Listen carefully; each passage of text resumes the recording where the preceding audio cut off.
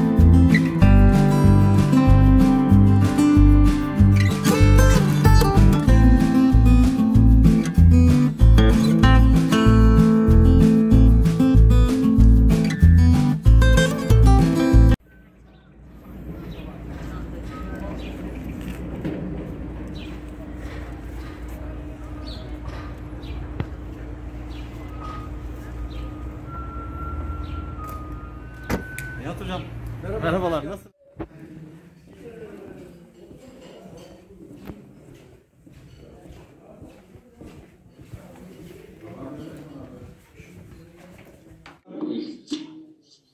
Değerli dostlar, hepinizi Anadolu İlahiyat Akademisi adına saygıyla selamlıyorum.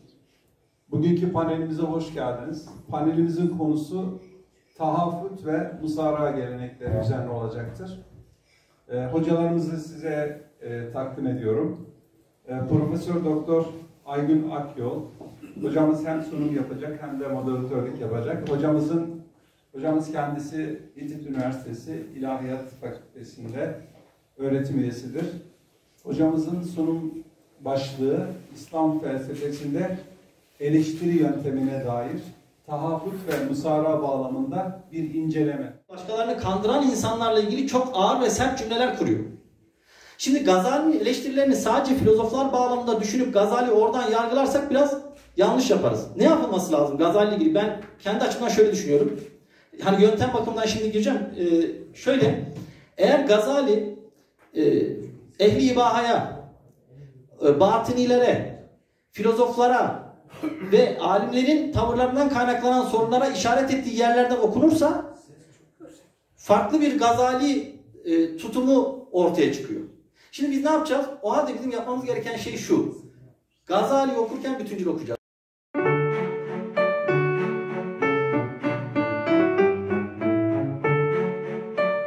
Evet hocam. Her şey için sağ olun. Sağ olun.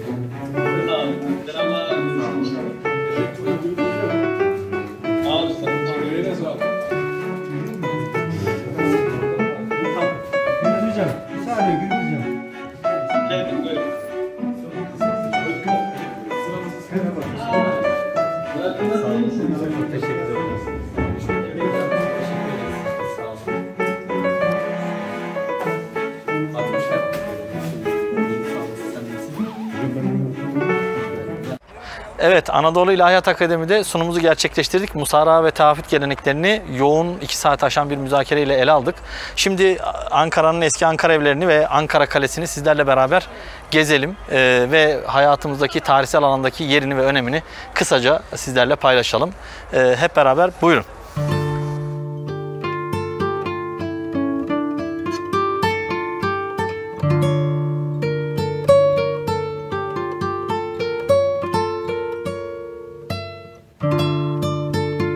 Bayram Veli Camii ve Türbesi'nin yanındayız. Hacı Bayram Veli Anadolu topraklarındaki Sufi anlayışın ve buradaki yapının en önemli bariz temsilcisi. Hacı Bayram Veli Ankara'da doğuyor. Solfasol köyünde, aslında Zulfazıl diye ifade edilen ve Ankara'nın manevi rehberliğinde ve o dönemki siyasi ve sosyal hayatın da içerisinde devrin yöneticileriyle de ilişkisi olan ve birçok padişahla ve yöneticiyle de karşılaşmış bir kişi.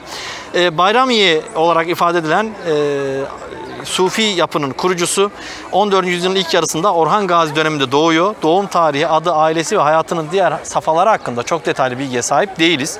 Çocukluk ve gençlik dönemleri de aynı şekilde az bir bilgiye sahibiz. Somuncu Baba diye bir manevi önder olarak nitelendirilen bir kişiyle tanışmasından sonra Hacı Bayram Veli'nin yaşamı da değişiyor. Hacı Bayram'ın asıl adının Numan olduğu ve Anadolu'ya gelip Yıldırım'ın askerini tarumar eden Timur'un Yıldırım'ı tutup hapsettiğini, Somuncu Baba'nın da bu olaylar sırasında Bursa'dan göç ederek Adana'ya gidip Ceyhan Nehri'nin kenarındaki Sis Kalesi'nin dağ yamacında bir köyde Nebi Sufi adlı bir alemdarın evinde ikamet ettiği bildiriliyor. Somuncu Baba'yı aslında Hacı Bayram Veli ziyaret etmek istiyor ve onu tanımak için o dönemki bürokrasinin içerisindeki görevini bırakıp kıyafetini değiştirip kapıcıbaşı kıyafetini değiştirerek tüccar kıyafetiyle Somuncu Baba'nın yanına gidiyor. Somuncu Baba'yla karşılaştıktan sonra Somuncu Baba ona diyor ki adını değiştirelim. İşte birkaç gün sonra Kurban Bayramı olduğundan kendisinin Numan isminin Hacı Bayram olması gerektiğini ve bu şekilde değiştirmenin uygun olacağını söylüyor. Ve Hacı Bayram Veli Hacı Bayram adını alıyor. Anadolu'da siyasi otorite boşluğunun yaşandığı ve halkın büyük sıkıntılar içinde yaşadığı Fetret döneminde Ankara'ya dönen Hacı Bayram kaynaklarda bu yıllardaki faaliyetine ışık tutacak detaylı bilgi yok. Ama Hacı Bayram'a Somuncu Baba tarafından söylenen şey onun burçak ekmesi ve Anadolu topraklarında emeğinin hakkını bu şekilde kazanması ifade ediliyor. Evet, Hacı Bayram Veli dediğimiz gibi siyasal açıdan da çok önemli bir aslında kargaşanın yoğun olduğu Fetret döneminde yaşıyor. Orhan Gazi, 1. Murat, Yıldırım Beyazıt, Çelebi Mehmet ve 2. Murat dönemlerinde yaşayan bir Sufi kişilik olarak karşımıza çıkıyor. Hacı Bayram'ın daha sonraki süreçte vefatından sonra 2 tane farklı ekol ortaya çıkıyor. Birincisi Bayrami Melamileri, Hacı Bayram'ın silsilesinin devletin önemli bir problem haline gelen Safavilere dayandırdıkları için bunlar devlet tarafından takibata uğruyorlar. Şemsiye kolu, yani Akşemseddin'in yolundan gidenler ise Safaviye'yi silsilelerinden çıkartıp o zamanki devletin temel sistematiği üzerinden kendilerini kurguladıkları için devlet tarafından da destek görüyor ve bu şekilde devam ediyor. Aslında Hacı Bayram Veli'nin eserleri noktasında sade bir dille ve hece vezniyle yazılmış vahdet neşvesini terennüm eden 4 şiir dışında bir şey bulamıyoruz. Ama manevi anlamda Ankara'nın içinden yetişmiş bir önder olarak ve devrin siyasi yapısı ve insanlarıyla olan ilişkileri noktasında her zaman dikkat çeken bir Sufi kişiliğimiz olarak, önder olarak o dönem tanınan bir kişi. Şimdi biz Hacı Bayram Türbe-i Şerifi ve Hacı Bayram Camii ile buradaki kısa videomuzu tamamlıyoruz.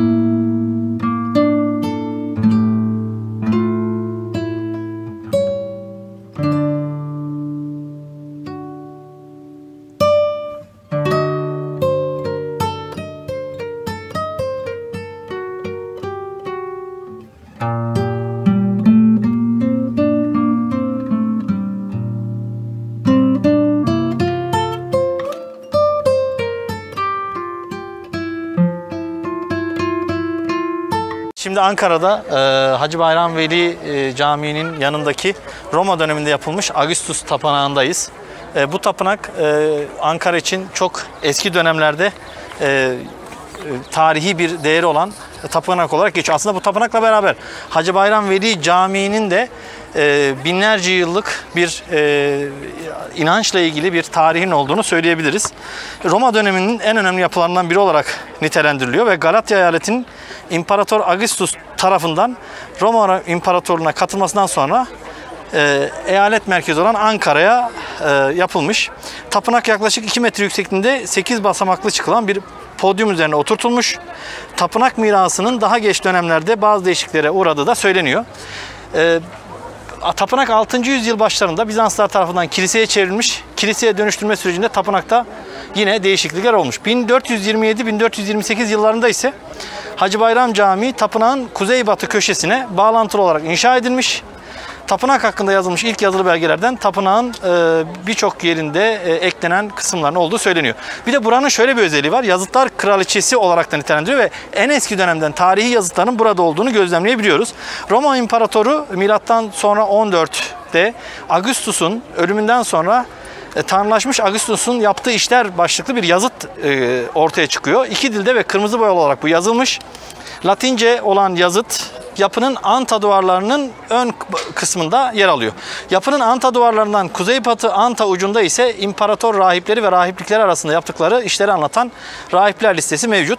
Augustus'un başardığı işleri anlatan bu çift dilli yazıt Ankara'daki tapınakta günümüze değin ayakta kalmış ve korunmuş. Yani Hacı Bayram Camii'nin hem İslam açısından, İslam Sufi öğretisi bakımından önemi hem de Augustus Tapınağı'nın hem Hristiyanlık öncesi ve Hristiyanlık sonrası Roma döneminde aldığı konum ve bizim Ankara'da bunu hala koruyabilmemiz ve insanlara bu inancın çok eski dünyasını tanıtabilmemiz ve İslam sonrası da bunu muhafaza ederek Hacı Bayram Veli Camii'nin yanında insanlara sergilememiz Ankara'nın inanç noktasındaki çeşitliliğini, farklılığını ve günümüzde İslam öğretisinin Sufi paradigmasını da bizlere gösteriyor.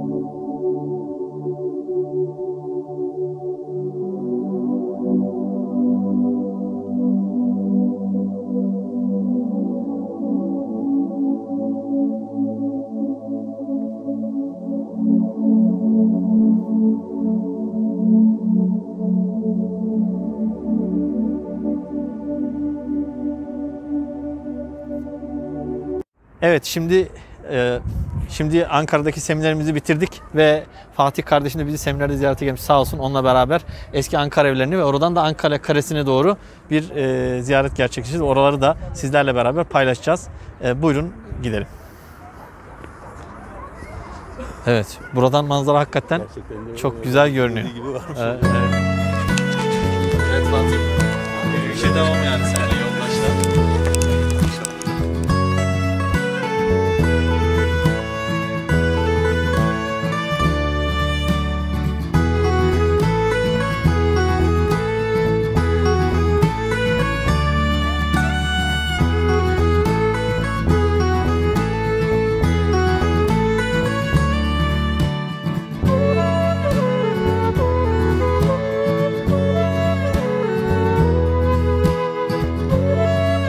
Evet, şimdi Ankara evlerinin olduğu mekandayız. Aslında Fatih senin Tokat, orada da Tokat evleri de meşhur. Hocam, ve yani Anadolu'nun bütün tarihsel gelişimi aslında bu evlerde gizli. Bunlar ne kadar işte Beypazarı evleri, Tokat'taki evler, Safranbolu evleri, Ankara evleri. Ben kendi memleketim burası. Ulus aslında o zaman hayatın attığı bir yer geçmişte. Hacı Bayram Veli'nin burada olması, Ağustos Tapınağı'nın olması, onun dışında bu evleri yapan ve evi bir hayatın geçirildiği bir paylaşım alanı haline getiriyor. Bugün evler biraz değişti. Artık evler sanki bir hapishaneye dönüşmeye başladı. Ama bu evler ferahtı. Ahşap malzemenin kullanılması, kendi içinde bir felsefesinin, bir düşüncesinin olması, paylaşımın olması bizim için önemli. Tokat'ta nasıl? Yani oranın evleri nasıl? Hocam şey aslında var? çok benziyor. Aynı Safranbolu evleri gibi, Evet. Ankara evleri, O dönemin. evleri aynı, çok birbirine benziyor. Aslında tarihten gelen bir zenginlik hocam. Bizim Evet için. ama Bunları- burada korunmuş. Orada da korundu mu? Yani Tokat'a gidemedik. Seninle beraber Tokat'a Evet, gideriz evet, inşallah. gidecek. Evet. Yani aslında bu kadar kendini göstermiyor hocam. Evet. İnşallah Ankara orada da İnşallah. Tokat'a da geldiğim. Restorasyonları tamamlanıp hani böyle halka açılırsa çok daha iyi olacak gibi.